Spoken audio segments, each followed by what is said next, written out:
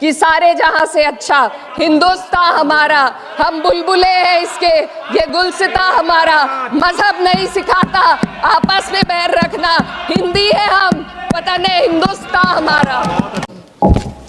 धन्यवाद अध्यक्ष महोदया। आज हमारे राष्ट्रगीत के 150 वर्ष पूरे होने पर हो रही महत्वपूर्ण चर्चा में गर्व के साथ एक भारतीय होने के नाते मैं अपने विचार रखना चाहती हूँ। सदन में इतिहास को तोड़ मरोड़ कर पेश करके फिर से मुस्लिम तुष्टीकरण के नाम पर भारतीय मुसलमानों को कटघरे में खड़े करने की कोशिश की जा रही है, लेकिन मैं सदन में बताना चाहूँगी कि हम भारतीय मुसलमान जिन्ना के आह्वान को ठुकराकर अपने इस प्यारे वतन की मिट्टी के साथ मजबूती से जुड़े रहे। हमने महात्मा गांधी, बाबा साहब डॉक्टर भीमराव अंबेडकर, रविंद्रनाथ टैगोर जी, सुभाष चंद्र बोस जी, मौलाना अबुल कलाम आज़ाद, अशफाक उल्लाह खां साहब के विचारों को अपनाया। हम भारतीय मुसलमान इंडियंस बाय चॉइस हैं, बाय चांस नहीं। वंदे मातरम के किन छंदों को राष्ट्रगीत के तौर पर अपनाया जाए, ये फैसला सर रविंद्रनाथ टैगोर और सुभाष चंद्र बोस जी जैसे नेताओं के परामर्श के बाद हुआ। क्या अब हम उन महान नायकों की समझ पर प्रश्न चिन्ह उठाएंगे, उन्हें देश को बांटने वाला और तुष्टीकरण करने वाला कहने का पाप करेंगे? उन महान हस्तियों ने वंदे मातरम के उन छंदों को अपनाया जिन्होंने देश के हर वर्ग, हर धर्म के मानने वालों को एक सूत्र में पिरोने का काम किया। और मैं एक घटना आप लोगों के सामने रखना चाहती हूँ। वर्ष 1998 में उत्तर प्रदेश सरकार के मंत्री रविंदर शुक्ला जी ने स्कूलों में राष्ट्रगीत को गाना अनिवार्य कर दिया था, लेकिन तब के तत्कालीन प्रधानमंत्री अटल बिहारी वाजपेयी जी ने, जो उस समय लखनऊ के दौरे पर थे, उत्तर प्रदेश सरकार के इस फैसले पर नाराजगी जताई और यूपी सरकार ने राष्ट्रगीत को अनिवार्य करने वाले मंत्री को बर्खास्त कर दिया था। अब मैं सत्ता पक्ष से सवाल करना चाहूंगी,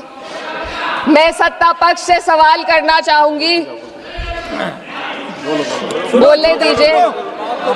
मैं सत्ता पक्ष से सवाल करना चाहूंगी कि जो विजन आजादी के समय के लोगों का था राष्ट्रगीत को स्वेच्छा पर छोड़ने का, उसी का अनुसरण माननीय अटल बिहारी वाजपेयी जी ने किया, तो क्या वे भी मुस्लिम तुष्टीकरण कर रहे थे? जी नहीं, अटल बिहारी वाजपेयी जी राजधर्म निभा रहे थे। देश में सब धर्मों को एक साथ लाना, सबके जज्बात का एहसास करना ही सबसे बड़ा राष्ट्रवाद है।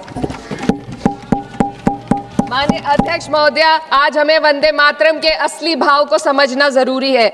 यह गीत तो देश के जल, जंगल, जमीन, हरियाली और निर्मल हवा की वंदना को समर्पित है। यह भारत की जन जन की मंगल कामना करता है कि भारत का हर नागरिक स्वस्थ रहे, सुरक्षित रहे और सम्मान के साथ जी सके। सुजलाम सुफलाम का अर्थ है, सुनिए, ऐसा देश जहां स्वच्छ और पर्याप्त जल हो, जहां नदियां जिंदा हो, बहती हो, जीवन देती हो।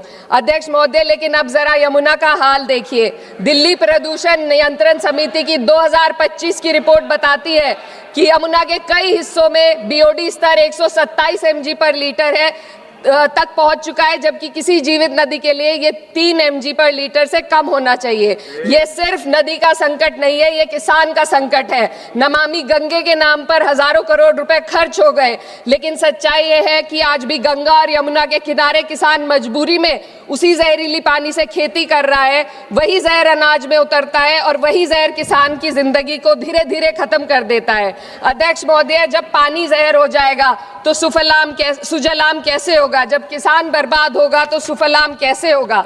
मलयज शीतलम, मलय का अर्थ है मलय पर्वत से बहने वाली ठंडी सुगंधित चंदन जैसी हवा जो जीवन देती है, बीमारी नहीं। आज मैं इस सदन से पूछना चाहती हूँ, क्या आज के भारत की हवा मलयज शीतलम है?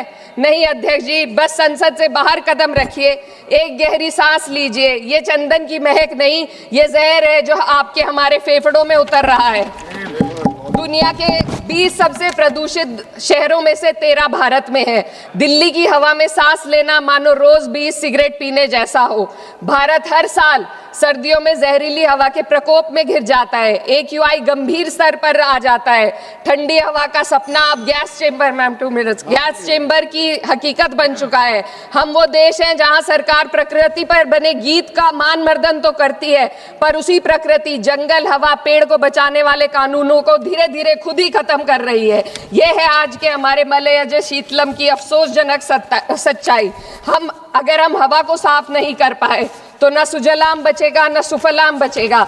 माननीय अध्यक्ष महोदया, सस्य श्यामलम का अर्थ है ऐसा देश जहां उपजाऊ जमीन हो, जहां खेत फसल से भरे हो और किसान कर्ज और निराशा में न डूबा हो। आज किसान सिर्फ मौसम से नहीं लड़ रहा, वह प्रदूषण, नीतियों की बेरुखी और सिस्टम की नाइंसाफी से लड़ रहा है। एक तरफ कॉरपोरेट के लोन माफ होते हैं, दूसरी तरफ किसान को उसकी वाजिब MSP भी नहीं मिल पाती है। आप ग्लोबल सुपर पावर बनने की बात करते हैं, लेकिन हमारी पर कैपिटा इनकम दुनिया में 136वें नंबर पर है। हम अपने छोटे पड़ोसी देश से भी पीछे हैं। हमारे लोग $2,500 तक भी नहीं कमा पा रहे एक साल में, और जिन अरबपतियों की ये रक्षा करते हैं वो इतना पैसा 1 सेकंड में कमा लेते हैं। आज वंदे मातरम को बुनियाद बनाकर राजनीति की जा रही है, लेकिन जमीन पर जंगल पूंजीपतियों को सौंपी जा रही है, आदिवासियों को उनके घरों से उजाड़ा जा रहा है। मातरम में जो मात्रा माता है वे सिर्फ मातृभूमि की वंदना नहीं, वे इस धरती की हर नारी, वे इस देश की हर बेटी, हर महिला के सम्मान की बात भी करता है। लेकिन आंकड़े अगर आप देखेंगे, NCRB की हाल की रिपोर्ट के अनुसार, मैम जसवंत के अनुसार देश में हर वर्ष लगभग 30,000 से अधिक बलात्कार हो रहे हैं, यानी एक दिन में 80 से अधिक महिलाएं यौन हिंसा का शिकार होती हैं। और ये सिर्फ दर्ज मामले हैं। जब जम्मू कश्मीर की एक बच्ची हिंसक अत्याचार का शिकार होती है, जब सत्ता से जुड़े लोगों पर आरोप लगते हैं और कार्रवाई वर्षों लटक जाती है, जब उन्नाव की पीड़िता लखनऊ के दरबार में इंसाफ को लेकर अपनी जान देने पर आमादा होती है, जब बिल्किस बानो के अपराधियों का सरकार के लोग द्वारा स्वागत किया जाता है, तो ये घटनाएं वंदे मातरम की आत्मा पर चोट पहुंचाती है।